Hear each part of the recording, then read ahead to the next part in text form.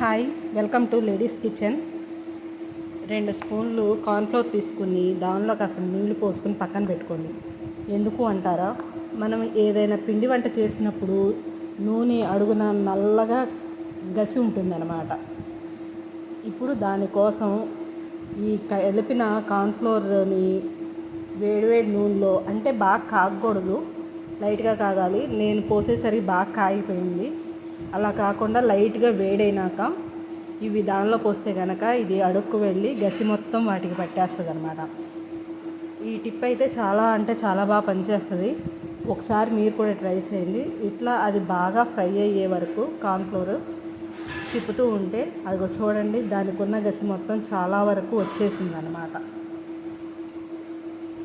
అదే నూనె బాగా వేడి కాకుండా ముందు లైట్గా ఉంటే ఇంకా బాగా వస్తుంది క్లీన్గా. ఒకసారి ట్రై చేయండి.